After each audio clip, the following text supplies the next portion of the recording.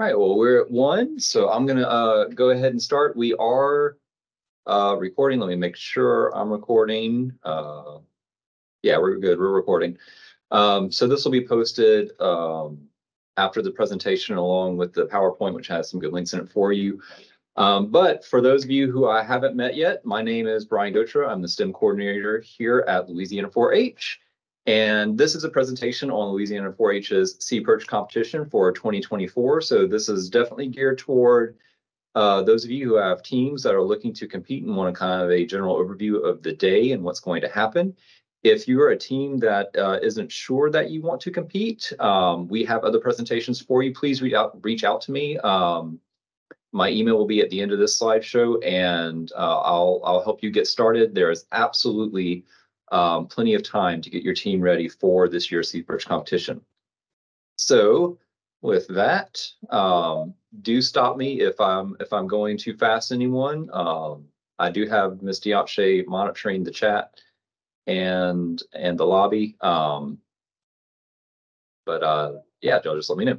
All right, so our agenda today, we're going to be talking about SeaPerch, giving a little bit of an overview of it. Like I said, just brief. But then we're going to just dive right in. We're going to talk about the competition as a whole, going into the elements more specifically, discussing some of our pool rules, the awards from this event, and then open it up to some Q&A. So about SeaPerch. So for those of you who are kind of new to it, SeaPerch, it's a program, right? And in this program, youth build remotely operated vehicles that operate underwater. So these are underwater robots. That's kind of the big selling point here. All you need to say, right? But when they build this underwater robot, the idea is to use that experience and to use that robot in a competition. And that's what this challenge is. It is a competition where they kind of put their engineering design processes, their team building skills, and the ROV itself kind of to the test. And by doing that, we build a community of people that are all engaged in this activity. There are classroom lessons for teachers. There are SeaPerch in the Wild events for other educators that are wanting to use the ROV outside of the competition. So it goes on. To get started, you only need a couple of things: a SeaPerch kit, a manual on what to do with it, and some tools. All of these are available through RoboNation. I'll have links to this at the end of the slideshow, and practice space. So you'll need some kind of place to practice with your ROV. Like a pool is ideal, but I've seen kiddie pools and horse troughs being used to practice buoyancy and whatnot. In terms of the tools, RoboNation does sell a kit. But a lot of the tools that are required for it, like you see here, are those that you might find around the house. I think soldering iron and a desoldering pump; those might be not so common in a lot of homes. But I do encourage you, if you haven't built a kit, do look at the links at the end of the slideshow, see what's necessary. A lot of the stuff you might already have. The build process is, these are links to videos that show the build process. Basically, you build a controller, and that's the soldering aspect of it. So they solder on chips and components to a circuit board. After that, they build the thrusters, and they make sure that they are waterproof and watertight. Then they kind of wire it all up with the frame. The frame is built out of PVC pipe. Then they put it all together, and then they test it out. Ballasting is just making sure that it floats. So again, all these videos will be here for you to look at. But like I said, I know this presentation is mostly for those who are looking for an overview of the contest itself. So let's get to it. So Louisiana 4-H SeaPerch Challenge. The contest is going to be held March 2nd at the LSU Natatorium. We're allowing teams to begin checking in at 9 o'clock. Once teams check in, what they should expect? They should be expected to go through a compliance check. That compliance check is just making sure that their ROV, their robot, it is in the right category. So if they said they were stock, that their ROV is checked to make sure that it qualifies for the stock class. And they're also going to be given their rotation schedule at that point. We don't anticipate starting till about 10 o'clock in the morning. The swim team is having practice in the pool that morning, so we'll get a little bit of a later start. But we do have all the lanes of the pool at our disposal. So we do expect to run through pretty quickly. So we expect awards to be given out sometime between 2 and 3 p.m. We will have concessions and food trucks available during the day. Competition classes that we're offering 3 different competition classes. We're offering high school and middle school stock classes. Both of those are the same, except middle school stock class can only include youth and grades 8 and below. High school stock class has to be only grades 9 and above. Both of these classes, you cannot have more than $25 worth of modifications. There's no machining or printing of parts. It's limited to 3 thrusters. There are a couple of additional qualifications for these classes that's included in the handbook, which I have a link at the in the slideshow again. But they're kind of esoteric. In other words, like you may not have variable power modulators, and that's not something that I expect us to run into terribly often. But if in doubt, check out the handbook or just shoot me a question. One question, by the way, I do get sometimes is how old can a youth be? So high school stock class is grades 9 through 12. They do need to be enrolled in high school. Middle school stock class, grades 8 and below. So you can go beneath 6th grade. You can dip into 5th, 4th if you want, but just be aware that this program does require soldering of electrical circuits and using power tools. So make sure, an enterprising 5th and 4th graders, sure, but I would, use a word of caution going too much lower in the elementary school grades. The last class that we have is called Open Class. In Open Class, your teams may include any combination of ages. Your SeaPerch can have over $25 worth of modifications. You can machine your parts, so you can machine metal or you can custom print plastic parts for your ROV. There is no thruster limit. So if you wanted to wire up more than 3 thrusters, you could do that as well. And you are allowed to have variable power. You are allowed to have power conditioning in this case. The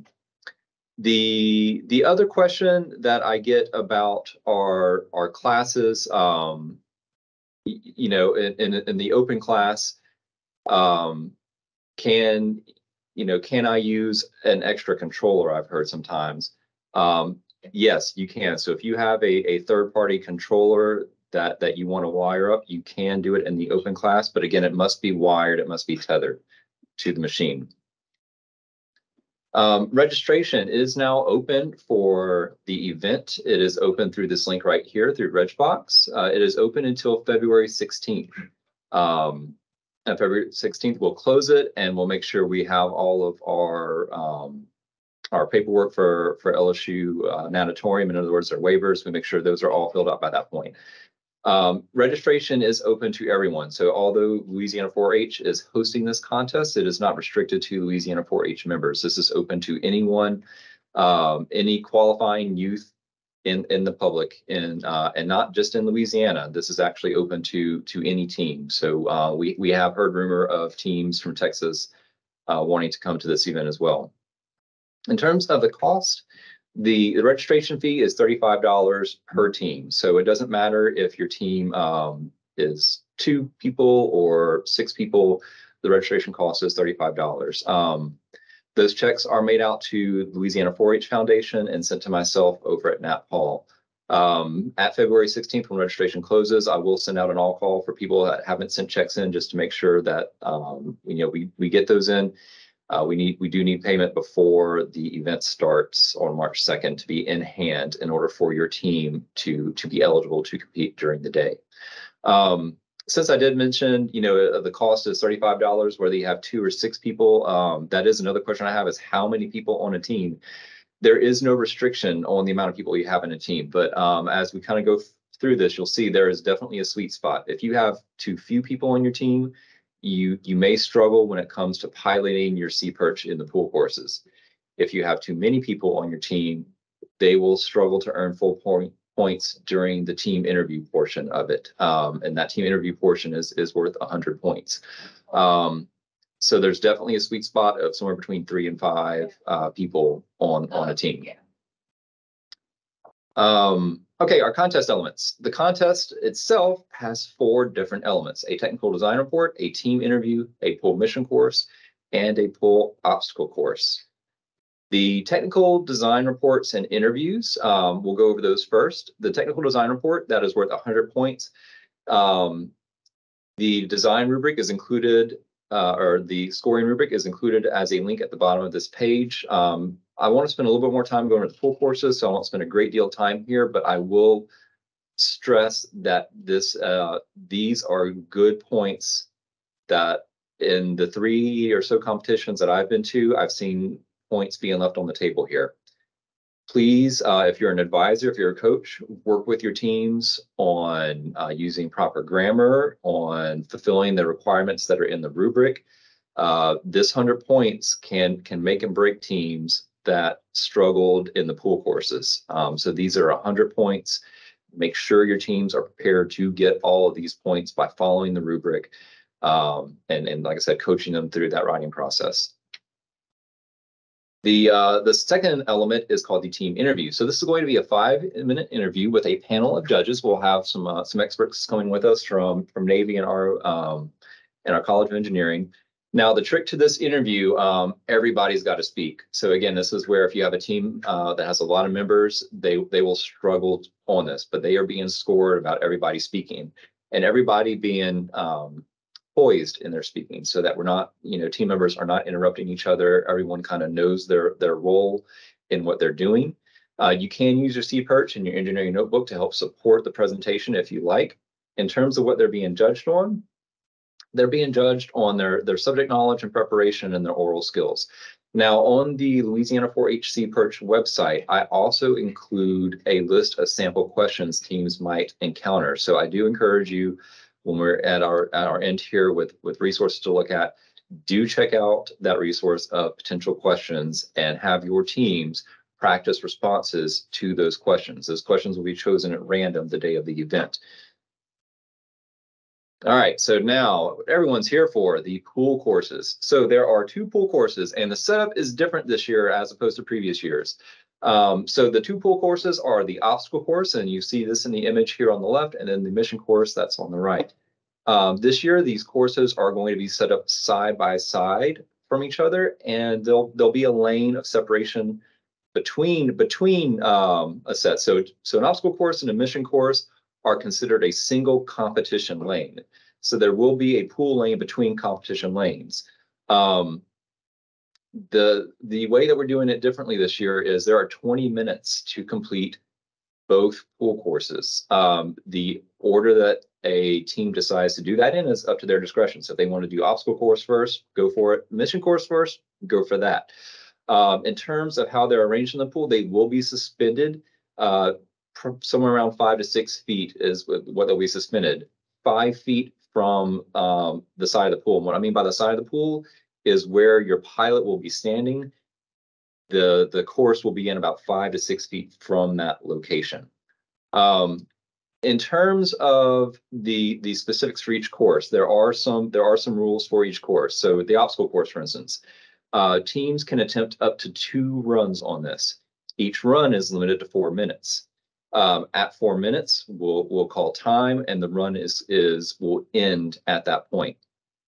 The mission course, there is only 1 run that is able to be attempted, and that attempt is limited to 8 minutes. Now, I know you're thinking probably 8 and 8 is not 20.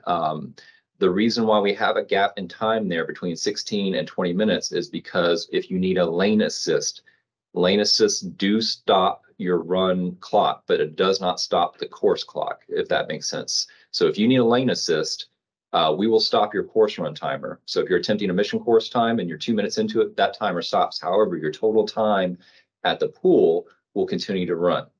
So we're budgeting in about 4 minutes total time of potential assistance that your team may need if they get tangled up or something. Okay, so the obstacle course. So as an overview of this course, you're basically piloting your ROV through a series of hoops as fast as you can. So this is a timed course. To start the run, the ROV is surfaced within 6 inches of the wall, and it's under its own power. You're not holding it up by its tether or anything like that. It's under its own control. After the judge begins countdown, no teams are allowed to touch.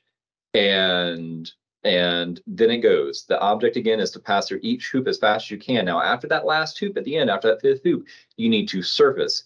Now, surfacing both at the start of the run and at this point counts for any part of the ROV. If any part goes above the surface of the water, that counts as a surface. So once surfaced, you go back down, you complete the hoops in the opposite order, and you head back to the pool wall, surface, and hit that pool wall while you're surfaced, and that completes your run. In terms of how this is scored, this is a ranked event, so they'll have, you know, first through 40th place or whatever in there. They don't get a raw score based on this; they just get a rank. But this is absolutely used as a tiebreaker for the overall challenge. Okay, so let's go on to the mission courses.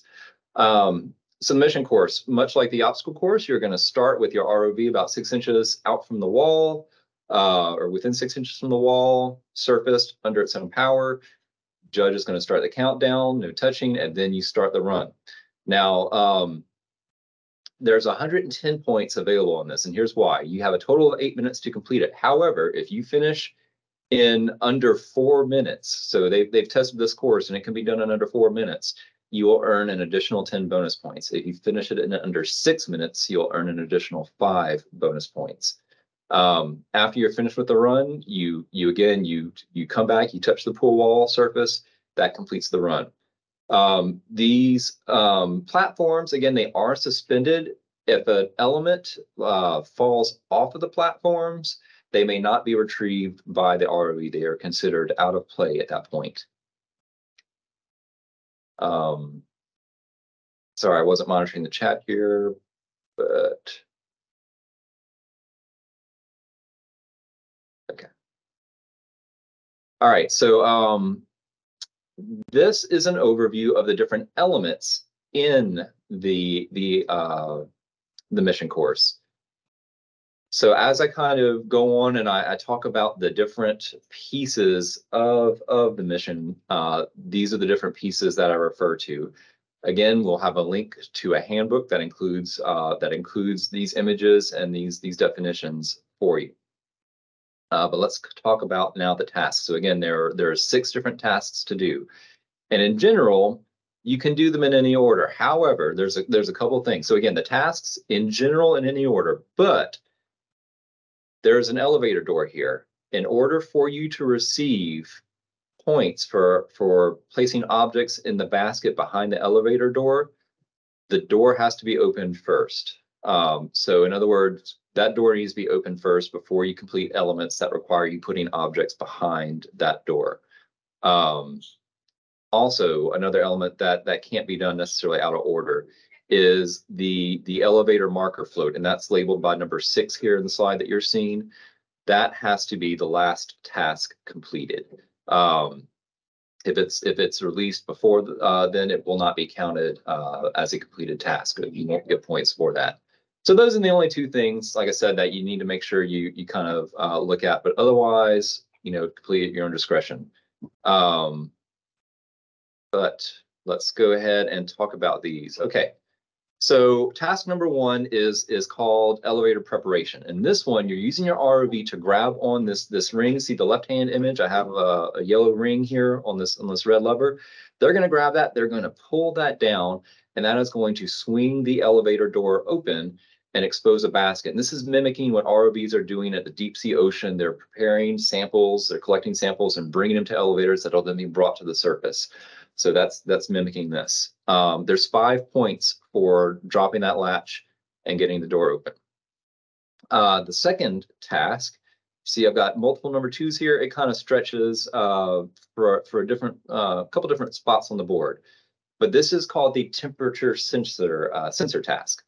So there's 2 things to do here. One is you've got to take your temperature sensor connector placement, and that is on this left-hand image here toward the bottom of this left-hand image.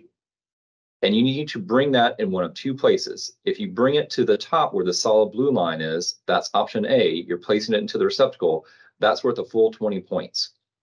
If you don't get it in there, if you can't make it in there and you want to just try for putting it in the hydrothermal vent beneath it where the dash line is heading to, that's worth 5 points. The second thing that you need to do is you actually need to place the temperature sensor itself, so not the connector. The connector is over on, again, that left-hand image where the blue and dashed line are emanating out from. The sensor itself is on the right-hand side. It's connected by the green line. It's in the hydrothermal vent on this right-hand side. I wish y'all could see my mouse on it. That has to be placed in the hydrothermal vent itself. Or sorry, in the hydrothermal vent over here. That's worth 10 points. So there's a total of 30 points available to this task. And just looking at the tasks in general, this one definitely requires maybe, you know, more finesse than some of them, because you basically have something with a rope with two ends on it, and one is going into one location and the other end of the rope is going into a separate location. So that's one I definitely encourage you to kind of, you know, strategize how you will complete. All right, our third task is fluid collection. So I'll go back to this board real quick. There is, we see number 3 over here. There's a fluid collector, and actually it's a neat little device. It's a PVC pipe and it has a rope in it. And when you pick up this hoop, it will close it. So it'll simulate closing the water sample collector. So if you lift it up, you earn 5 points. Now I say lift it up because it may or may not close, right? Things happen. It's designed to close, but if it doesn't close, we're not going to penalize you for that. Lifting it up will earn 5 points. Bringing that sample and placing it in the basket of your elevator, the sample collection basket, that will be an additional 5 points. So 10 points total for that task. All right, let's move on to task number 4. This is our gas collection. So in the gas collection, we are taking our gas collector from one platform, from the top platform, and we're moving it to the bottom platform, where there will be an air pump hooked up and releasing gas bubbles. And you'll be able to see these gas bubbles being released. You'll be able to see these gas bubbles on the surface of the water. So removing the platform, the collector from the elevator platform and placing it on the other platform, that's 5 points. Actually, just removing it's worth 5 points. If you're able to get it onto the gas collector and have it collect gas and it begins to ascend under its own power, that will be an additional 10 points. We're going to say when it begins ascent as 10 points, because again, you've got gas bubbles underneath it that might tilt it and knock it sideways and release other gas bubbles. So if it flips or sinks, that's okay. Once it begins to rise, we'll count that as the 10 points there. So 15 points total for task 4. Task 5 is rock collection. So rock collection, there are 4 different rocks that'll be on the bottom platform. 5 points each for bringing each of those rocks that has a hoop on it to your sample collection basket. One of the rocks does not have a hoop on it. Collecting that rock will be worth 10 points. All right, and then we have our last task, which is the elevator recovery. So in the elevator recovery, you're going to reverse operation of your elevator door. You're going to close it and you're going to push that latch up. That'll lock your elevator door. That'll be considered 10 points. And then lastly, you would signal to those on the surface that the elevator is ready to be drawn up. So you'll release the elevator marker float, and that'll be an additional 5 points. So all the scored elements are worth 100 points, but again, there's 10 additional bonus points for finishing in under 6 or 4 minutes. I know all that was a bit of a mouthful. Does anyone have any questions about the obstacle course or the mission courses at this point?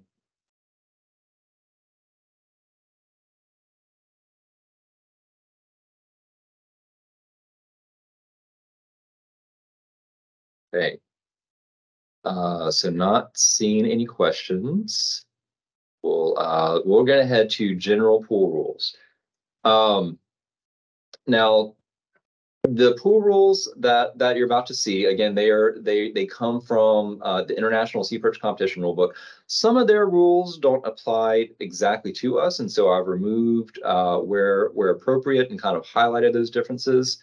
There will be I don't believe I have these posted yet on the Louisiana 4-H website, but I will have those posted within a couple days, where you can see our completed set of rules. And again, you will have this PowerPoint to refer to.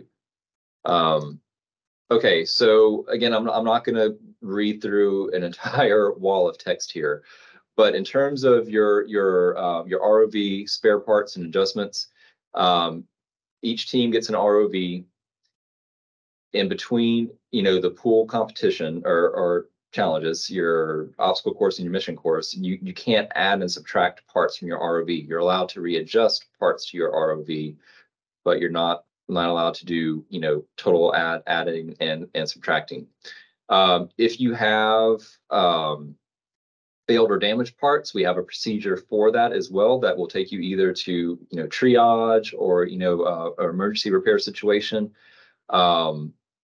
But yeah, so basically all these rules are saying is, you go to the party with who you came with. Your ROV is your ROV. You're not going to change out parts in between elements here.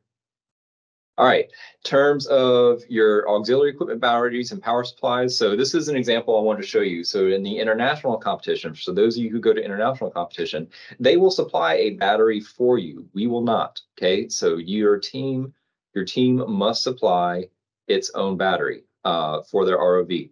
You can have additional batteries if you want to bring additional backup battery, and if you need it to power lighting or anything like that.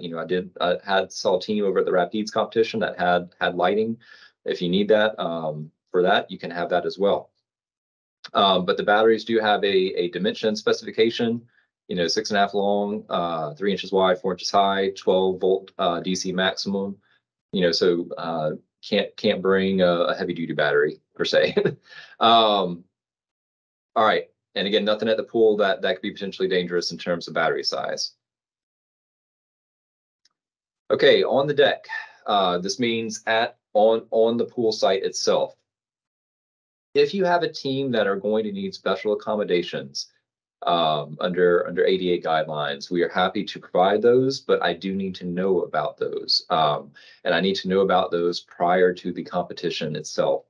So please let me know if possible, by our registration deadline of February 16th, so we can make sure we have whatever accommodations that your team needs in place during the day. Obviously, we're gonna have a great day. Everyone's gonna be respectful to each other. At the pool, you may have up to 4 team members at the pool at a time. 2 of those team members are going to be active in the course that they are doing. So let's say your team is doing the obstacle course first. 2 team members will be active in the obstacle course. The others must be where the mission course is. The active team members are the only ones that are allowed to speak to the judges. At any point, team members can switch, that are in the active course can switch piloting, who are going to pilot. They can also switch who will be active. So in other words, if you have your 2 people that are active in the obstacle course, and through your run, you decide I need to switch with my backup that's hanging out here in my competition lane, you can do that. And now that person can speak with the judges. When you're switching, the time keeps on running though. So do be aware of that. As you're switching, time keeps on running. In terms of others, so your parents, your teachers, your advisors, your coaches, all of those must be behind what will have a designated ribbon that they must stand behind. And again, they will not be allowed to speak to the judges. It will just be those 2 competitors that are in the active competition lane. When you're at the pool deck, this is not the place for stilettos. Make sure you're wearing shoes with rubber soles while you're on the pool deck. We'll have divers during that day. The team members are also not allowed to speak to the divers. So if they need an assist with the divers, they have to communicate that to the judge. The judge will stop the run timer. It's not the course timer, but the run timer.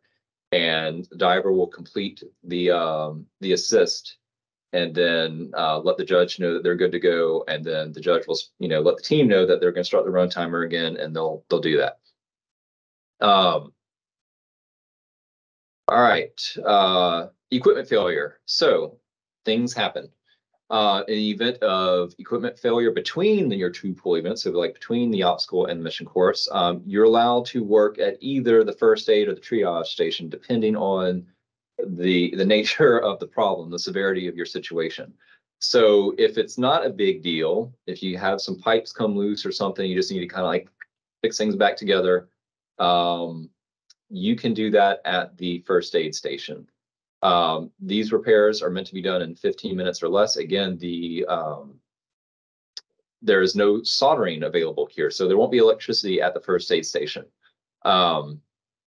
You are then will then deal with this on a case-by-case basis on letting putting the kids where they need to be in terms of the competition queue, where they'll be. If it looks like they've, if they have 10 minutes left and they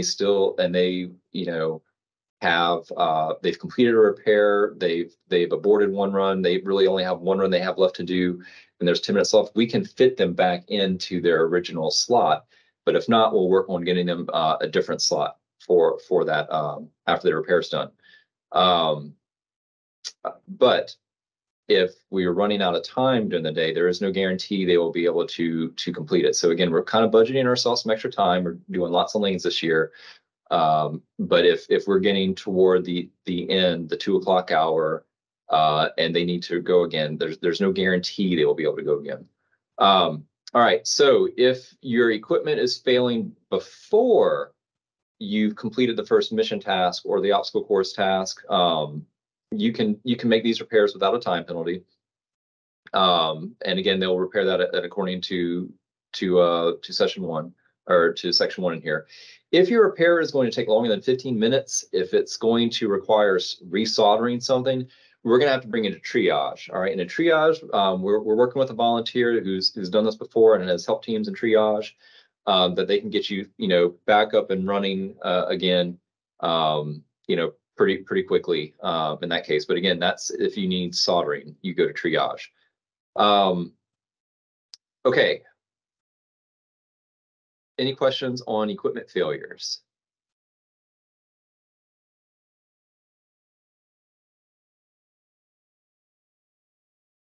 All right, disputes, challenges. So again, I'm not going to read through the whole thing, but essentially, your active team members are allowed to speak to the judges. They're allowed to ask certain questions. They can't argue about, the judge didn't click the stopwatch on and off at the right exact moment.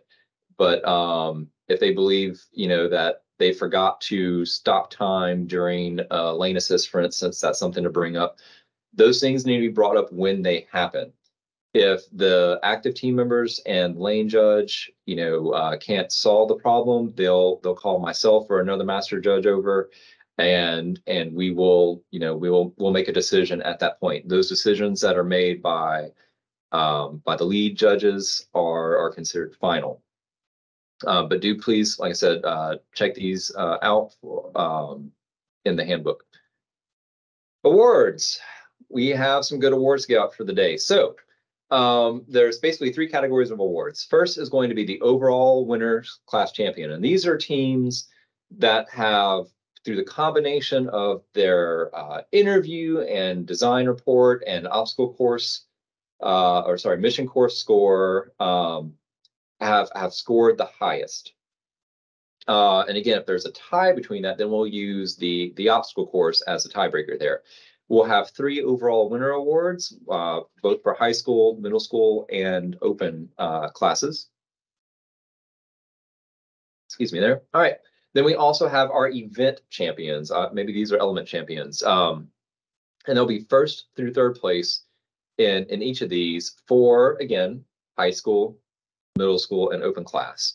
So that'll be a 1st through 3rd in your mission course, a 1st through 3rd in your obstacle, a 1st through 3rd in the combo of presentation and technical design report. And then lastly, we have some specialty awards. So our specialty awards include sportsmanship, resiliency, and grit and ingenuity. And so sportsmanship would be teams that, are demonstrating good efforts amongst themselves and amongst other teams, friendly with them. Now, there was an issue that was brought up at a separate contest. Can one team share parts and pieces of their ROV to another team? For this contest, the answer is no, because again, you have to start with what you came with. But that, they were very sportsman, right? That's the kind of attitude that we're looking for. Resiliency and grit would be awarded to teams that through either the build or the day of the competition, had to overcome some challenges that maybe most other teams didn't do. And the lastly, ingenuity would be for those teams that have really kind of come up with a unique approach to solving these issues. Again, either in their build, their practicing, or the competition itself. So those will be the awards that we hand out today or that day. Now, of those awards, we will invite 2 of the award winners to go to the international competition in Maryland. So we currently have 2 of those slots to give out. Right now, our plan is to award those invitations to the winner, overall champion of the middle school and high school stock classes. Should the winner of either of those classes decline the award, then we will award it to the overall winner of the open class champion. And if we do get a third award, again, I'm talking with SeaPerch trying to get a third award here or invitation here, then we will give that third to the open class champion. If you are a 4-H team, so if your team consists of 4-H members, those 4-H members will have their trip to internationals subsidized by us. We will that includes paying for the registration fee for internationals, per diem, travel. It's a great prize. So again, the competition is open to everybody. But if they're an overall winner and get the invitation, we will only subsidize those teams that are 4-H teams. If you are an advisor or know of an advisor that has a team that's not a 4-H team, this is a great opportunity to say, hey, if you're a 4-H team, you get this extra benefit. They do need to be enrolled in 4-H 30 days prior to the competition in order to be eligible for that. Okay, and then in terms of if you're a 4-H team, let's say our first place winners are not 4-H teams. We're still going to have 4-H team members that are the top placing 4-H team members. If they're a high school team, we'll send that high school team to Congress. If they're a middle school team, we will send that middle school team to Lost Camp. Promise you resources. So this page has some resources for you to check out. So our Louisiana 4-H SeaPerch challenge page. I have scoring rubrics. I do need to load up the potential questions judges, or those potential questions, sorry, are on there. I need to load up the more detailed handbook rules that we just went over there. But this is the page to find all the information that is specific to our contest. The SeaPerch Challenge Handbook, which is the second link there, that has excellent descriptions of the mission course and the obstacle course and how those pool events are run. Do check those out. Like I said, use that as a study guide to develop a strategy before you even practice. It'll make a large difference. If you are still building a SeaPerch, we've got links to your build resources, your manuals, your parts and tools. And there is even a link to a virtual SeaPerch. So if you want to try out some designs virtually before you commit to building a particular type of frame, for example, you can try that out with virtual SeaPerch and just see like how it might handle in your average water there. All right, so I budgeted myself, 5-10 minutes for questions, and I think we're at that point. I know I kind of went at light speed here. Is there anyone, or are there any questions I can answer for y'all?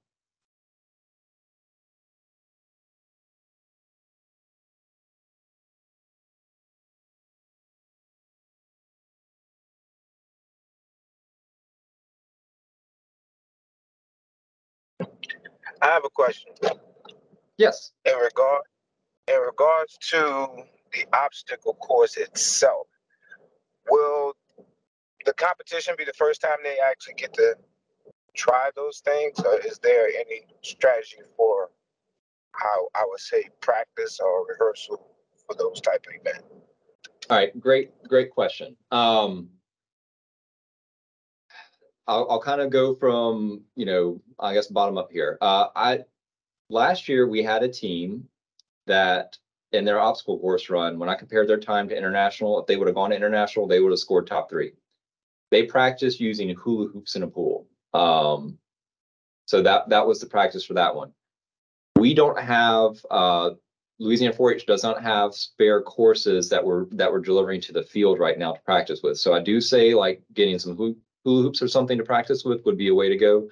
I am also working with camp. So I hate to, say it and not give you a date because I'm still working out the details here, but we're working with our 4-H camp over in Pollock, Louisiana, Campground Walker, to host a practice day where teams can get exposure to all these elements. Now that camp will only be open to 4-H members at that point. So I'm not sure if what team you're representing here, but they would need to be a 4-H member to go to that camp. So that would be my suggestion is, set up just some small hula hoops, and some water to kind of practice navigating in and out of. And if they're 4-H members, look for information forthcoming on that camp. And if they're not 4-H members, become 4-H members and look for information on that camp coming up. Thank you. Hey, you're welcome.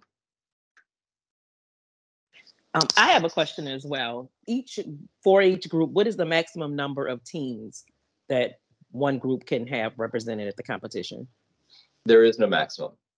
Okay, thank you. So, yeah, you're welcome. And this is a question similar question I've received from some parishes as I've discussed SeaPerch, is they've asked, can I have kids cross parish lines to form a team? And the answer is yes. You can make a team that is made up of kids that are crossing parish lines. We don't have any restrictions in that regard from it. Now, parish agents may, prefer their teams to have a certain composition that's just their parish. That's up to those agents if those agents are organizing those teams. So for each team, you do a separate registration for each team that you have that competes, correct? Correct. Okay. Thank you. You're welcome.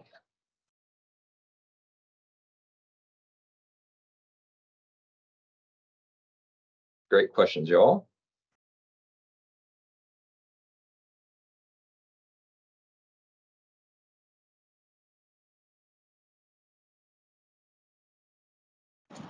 Brian. Yes. Are the jets going to be on in the pool? I don't believe so. I can't answer that definitively, but whenever we previewed the pool last time, they were off, and I expect them to stay that way. But that is a great point to make sure that they will be off.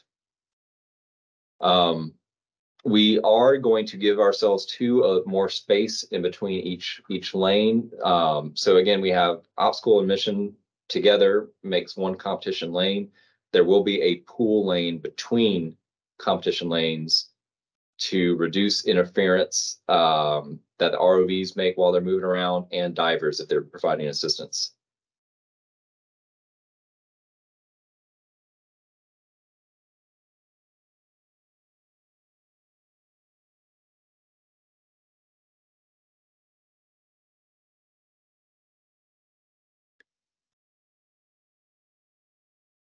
I did promise you my email. Sorry, I hadn't advanced the slide here, but this is my contact information. Email is absolutely the best way to reach me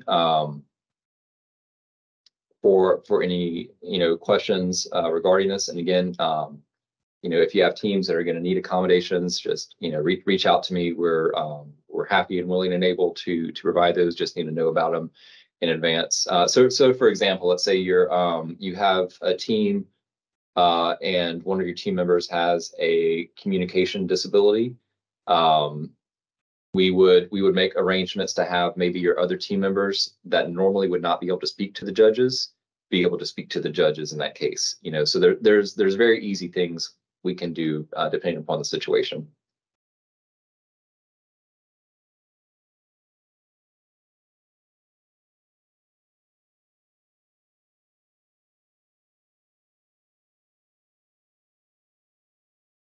Okay. If there are no other questions, I will go ahead and thank all of y'all then for hanging out with me this January 3rd, as we're still kind of tiptoeing into the new year. I really looking forward to seeing y'all and your teams over at the competition on March 2nd. My inbox is always open, and you know, and I'm always also a phone call away. After we chat by email, I can give you my cell phone number, and we, you know, anytime you have a question, I'm here to support you and support this program. So thank you for all you do, and otherwise, y'all have a great day. Thank you, Brian. Thank you. You. Thanks. See you later. Thank you.